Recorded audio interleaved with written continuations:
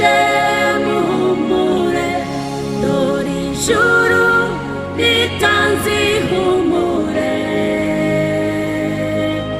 dore ibyiringiro byo gutabarwa birahari, ndimo ndumva imirindi y'ifarashi zizanye ubutabazi. Ubwoko bw'Imana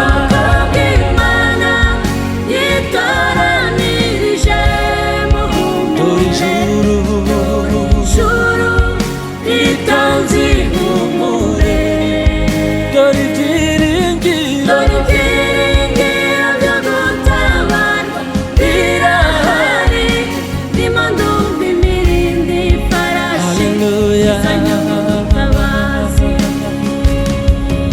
Iyo ntekereje urukundo rwawe mwami, burira bugaca nkabura igisubizo, nibuka n'imbabazi wangiriye ntari uwo gupfa, vuga uti baho mwana wanjye.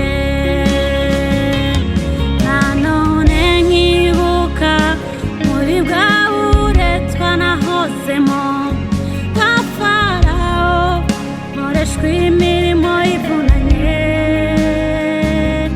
nuzuye agahinda kavanze n'umubabaro, ntagira uwo kundengera ariko warahabaye. Ubwoko bw'Imana yitoranirije muhumure, dore ijuru ritanze ihumure, dore ibyiringiro byo gutabarwa birahari, ndimo ndumva imirindi y'ifarashi zizanye ubutabazi. ubwoko bw'Imana yitoranirije dore muhumure, ijuru ritanze ijuru ritanze ihumure, dore ibyiringiro byo gutabarwa birahari, ndimo ndumva imirindi y'ifarashi zizanye ubutabazi. we unaniwe humura, dore ubutabazi.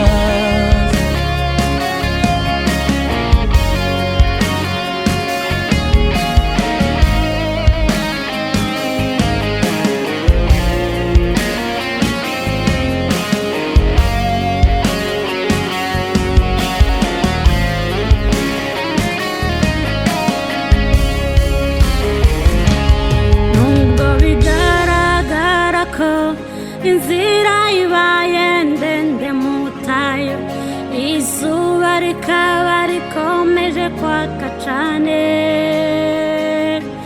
ibyo ntibigatume ducika intege ngo dusubire inyuma, hoya dukomeze kwihangana,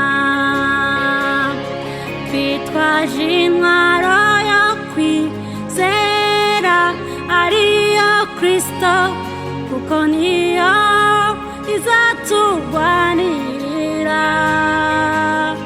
Wibuke cya gihe ubwo twari tunanijwe, yarahabaye n'ubu izaturera. Ubwoko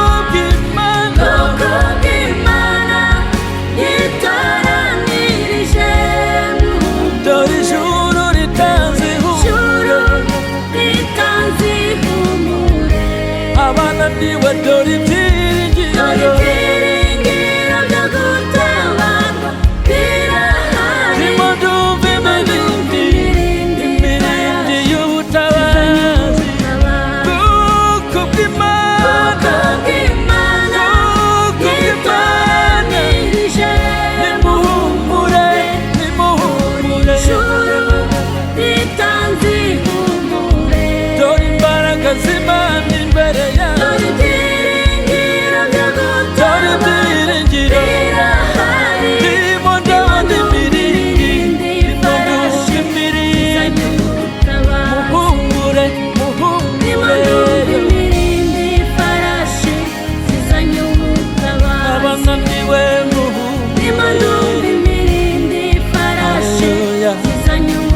abarushe muremerewe n'ibibazo imirindi farashi muhumure Yesu araje.